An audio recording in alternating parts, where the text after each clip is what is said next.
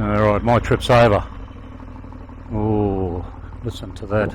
After I refueled, I was just walking around the bike. I thought, I don't know, just while we'd been on the blacktop, it was just something about the bike that wasn't right. I thought it might have been tyres scrubbing out or something.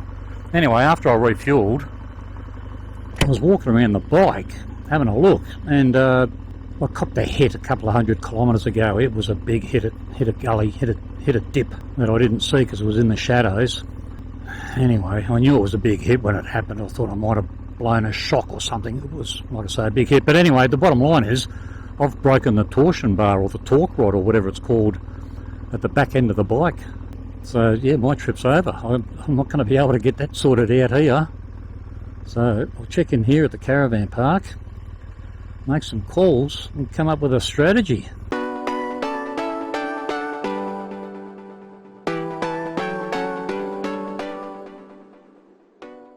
Well, my trip's over. We've checked into the Yulara campground. Here at Yulara, I've made some calls. They're coming up with a plan, but on the surface it looks like my bike may end up in the back of a tilt tray towards Adelaide, 1,500 kilometres away, to a BMW dealer there in the hope that, well, obviously they'll be able to fix it. Don't know how long it's going to take. There's a number of options available to Chris, and we were supposed to meet a bloke in Alice Springs, broken leg Tom. Tom wanted to have another crack at the Gibson Desert on his own, and he did that, and this time he succeeded. For those regular viewers to the channel, the last time you would have seen broken leg Tom, he looked something like this. Okay, I've just come down a big whoop, I don't know if you can see it. And I think I've broken my leg. There's that, he's not a normal angle. And every time I go to move it, it goes crackety crack. I'm like a little crappy, so I've hit the SOS. And we'll see how we go from there. Ow. He ended up crashing heavily and busted his leg in a couple of places and had to get chopped out at midnight. But anyway, he's been a couple of weeks in hospital at Alice Springs and has made a full recovery. So he still had that on his to-do list. So he's done the Gibson Desert. We were going to meet him in Alice, and from Alice Springs we were going to make our way to Desert Raid. All those plans, of course, have gone by the wayside. So Chris hasn't decided what he's going to do. Tom hasn't decided what he's going to do. We'll let it go for the night and then have a chat in the morning. Uh-oh, things have just gone from bad to worse. This time it could be Chris's bike. Well, that'll be tank off. So at least have a look. Yeah, I know it's full. We've got two bladders.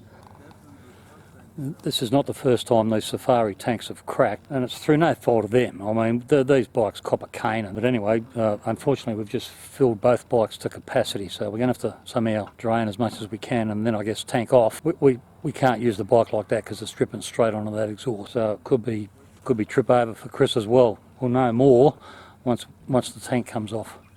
Because both Chris and I refuelled when we first pulled up here at Yulara. He's got a full tank 30 litres, I've got a full tank 30 litres. Yeah, because his tank is leaking, we've now got to drain that 30 litres out, as much as we can at least, to pull the tank off to have a look. At $3 a litre, we're going to try and salvage as much fuel as we can.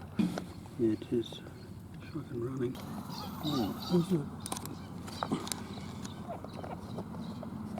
We've got too much fuel, we can't drain enough out to stop the leak, so Chris has gone to see if anybody wants free fuel. I don't know how he's going to go.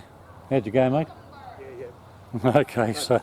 He'll take it. Alright, so he's found somebody, and why wouldn't you want to take some free fuel at the current prices they are? So we'll get rid of 8 litres and then decant some more out of his tank. So hopefully the level in the tank will be low enough so at least it's not leaking anymore. No, otherwise we'll tip it on the ground. Thing in the hole? Yeah.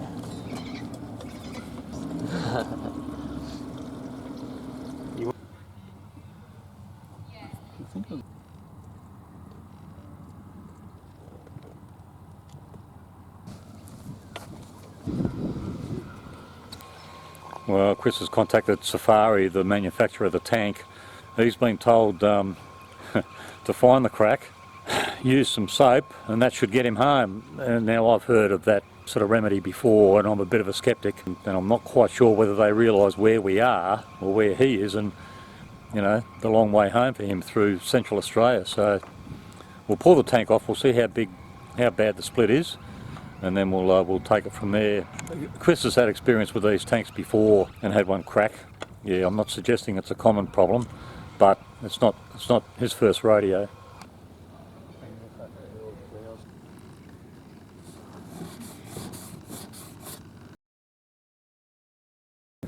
Well, I'm not exactly happy. I've been here now for 48 hours, 2 days, trying to BMW assist, roadside assistance. They're trying to organise getting the bike shipped to Adelaide. They've had no success at all. They're trying to organise a hire car for me to get my sorry ass back to Perth, and they've had no success there at all either. So I've tried to be proactive and start talking to people here. I went and saw the Hertz lady up at the little village thing here, and she said even if a booking was made, she's got no cars available and won't have for a couple of days. So I'm not quite sure. I'm starting to look at my own options about getting a bus to Alice and then flying out from Alice.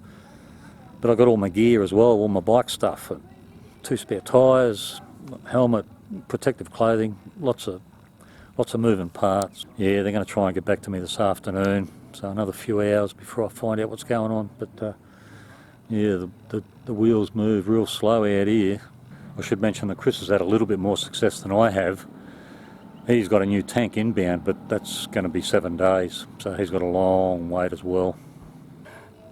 Well, things haven't progressed at all much. Whichever way it goes, it looks like I'm going to have to send some of my stuff home through Australia Post, and I've been carrying these tyres around with me as spares, and I was going to swap them out at Alice Springs, which is about, I don't know, 400 or 500 k's away. So to save sending them back to Perth, we're going to swap the tyres out, both front and rear on the bike. That'll do 2 things. Firstly, it'll give us something to do, and secondly, it'll save freighting them back to Perth at what would probably cost, I don't know, $70 or $100.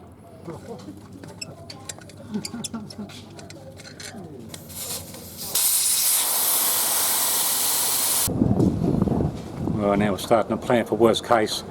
That is, if nobody comes good with getting the bike back to Adelaide or Perth. We've taken the torque rod off the bike. It's just 2 bolts holding it on.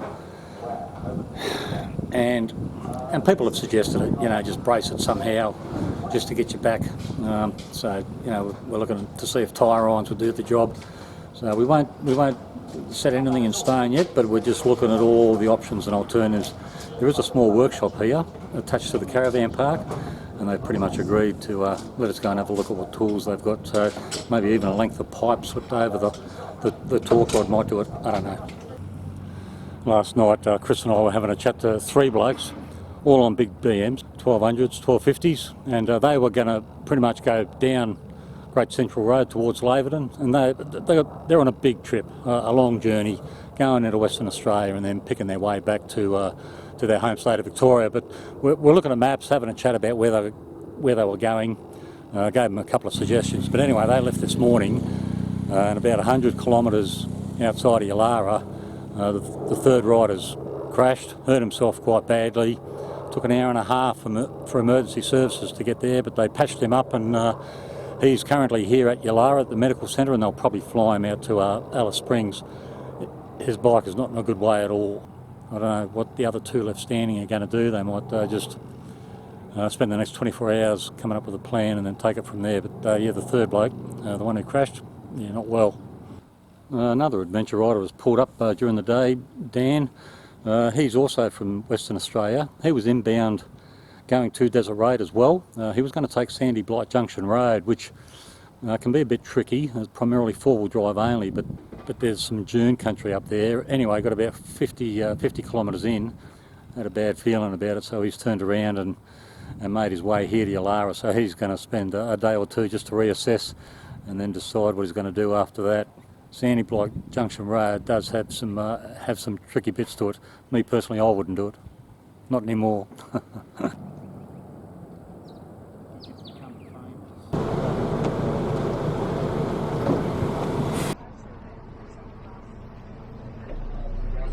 G'day, mate. There's a free shuttle bus service that travels around the community of Yulara here, and this is the highlight of our day. Once a day, Chris and I will catch the bus and go into town, have a cup of coffee, and then catch another bus and go back to the campground. He's also catching the bus this time to go to the post office to see if his fuel tank has arrived. We've been here for 5 days now. We're expecting it today. Tomorrow's the weekend. We don't want to be here for the weekend.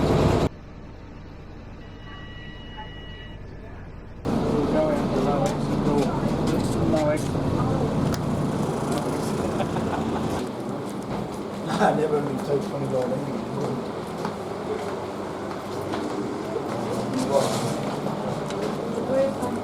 Because we're that little bit further out, it takes an extra 2 or 3 days to get. Well, Chris is saddened. Today's Friday. His fuel tank hasn't arrived today, so it looks like he's spending the weekend here. I shouldn't laugh. I shouldn't laugh.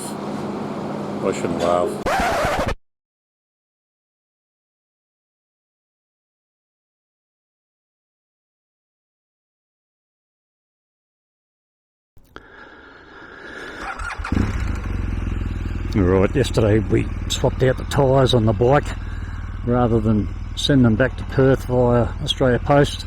And yesterday when we popped the bead, we only stuck enough air in just to pop the bead and nothing else. So I've just ridden the bike over to the Shell garage here to inflate the tyres to road pressures. One that's thing I've got to do later on. And later on this afternoon I think I've got to move the bike to the light industrial area, ready for its collection sometime in the next week or so. So yes, I've finally been given some clear direction.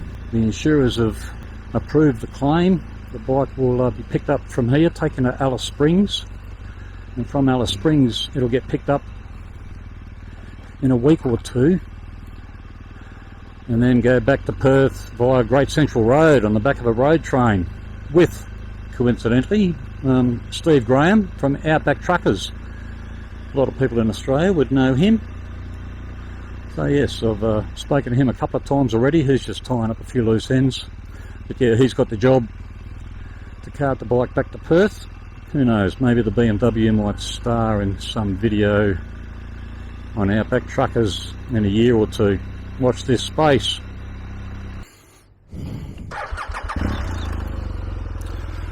Alright, we're off. I've left instructions for the truck driver. Because of the suspension setup on these things, you can't just throw a strap over them and tie them down like you would do any other bike. Tele lever suspension, it's got to be tied down properly. I've made it pretty straightforward. It's pretty hard to screw it up, but yeah, you never know.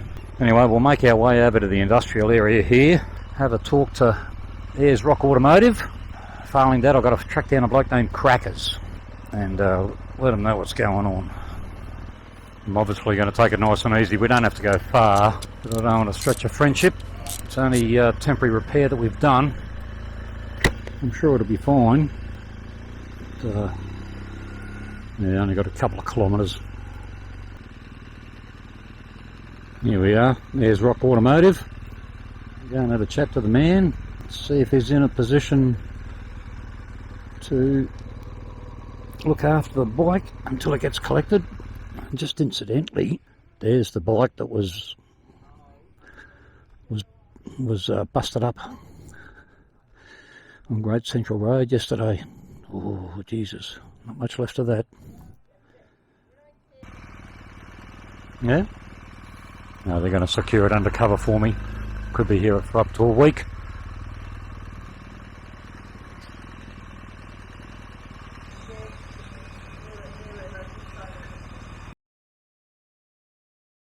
I'm just walking to the post office here at Yulara. It opens from 9:30 to 11:30 today. I've got to go and buy some packing boxes because the bike has been shipped back by road sometime in the next couple of weeks, but I've got all my motorcycling gear, my all the protective gear, boots, helmet, all that sort of stuff. That's got to be boxed up and shipped over to Perth. I didn't want to leave it on the bike for obvious reasons. But look, I thought I came prepared. I've got 2 different roadside assist policies. I've got comprehensive accident insurance. But you know what? I'm about as remote as you could ever get here in Australia. Central Australia, the nearest dealer, BMW dealer, is 1,700 kilometres away. And one of the roadside assist policies dictates it's got to go to the nearest BMW dealer for obvious reasons. It's a complicated bit of kit. Anyway, I'm not going to name names, But because of where we are, the cartage, the freight involved to get it there is thousands of dollars. And of course, any insurer is going to duck and weave to try and get out of any obligation or responsibility that they have. So I'm extremely disappointed, and I've had to try alternatives to get the bike shipped back, which I've done. So I'll get these boxes, I'll box up the stuff, stick it in the mail, and I fly out tomorrow, and I should be back home sometime tomorrow around midnight. So yeah, you think you've covered all your aces. Like I say, insurers, they'll duck and weave anything they can do to get out of honouring a claim. Not happy. Thank you very much. Thank you. And that's just tape at the moment.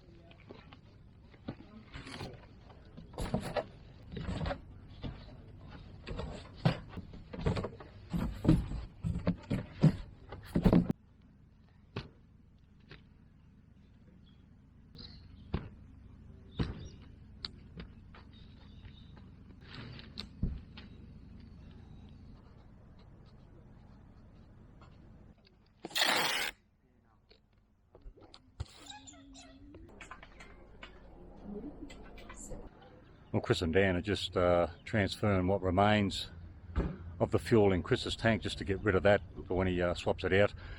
Today's Sunday. We expect his tank to get here on Tuesday, so he's got a couple of days to go. There are some blokes inbound here from Desert Road. I believe we had about 30 guys show up last night, from what we can tell. So 30 blokes on a desert road in the middle of bumfuck nowhere is a good number. But yeah, these blokes will be here for another couple of days. They'll be joined by others, and then they'll probably head back towards Perth along Great Central Road. Well, as I said earlier, I'm flying out today. I'm catching a commercial flight from here to Sydney, and then Sydney Perth. I've only got the one pair of shorts. I can't go on a commercial flight looking like this. So we're going to the shops. I'm going to buy a $90 pair of shorts for the occasion, and I bet I'll be the best dressed on the aircraft.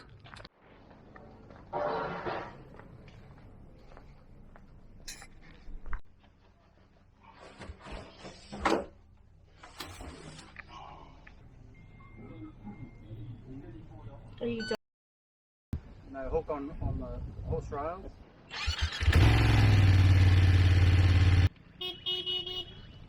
Well, Dan's leaving. He's decided, we got some blokes inbound here to Uluru after Desert Raid. So Dan's decided to be a tag team, and he's leaving. He's going to start heading back to Perth, but heading south from here and take some of the back roads, the old air highway and that sort of thing. So he's leaving today. Chris will be on his own for a day or so, and I'm about to pack up and move to the shuttle bus to make my way to the airport. For the airport? Yes. Well, then.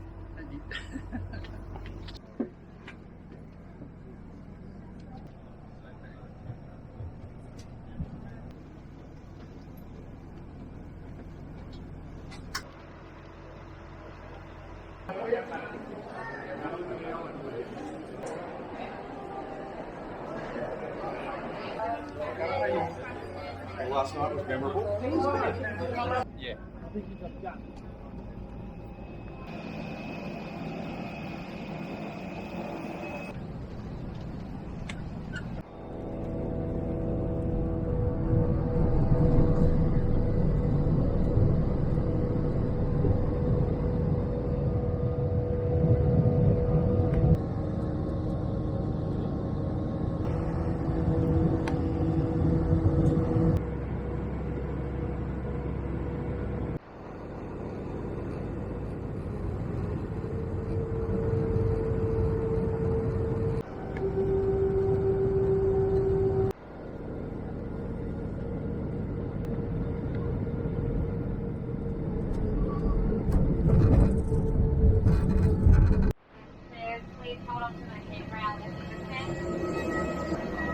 Well, welcome to cold and wet Sydney. I've got about a 2-hour layover before my next flight to Perth.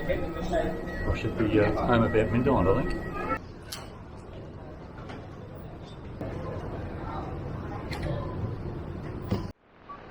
Well, I'm at Sydney Airport. I've checked in my baggage for the flight to Perth.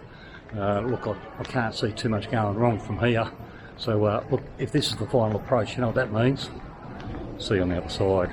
Oh, Hainsey, Dan reckons this one's for you.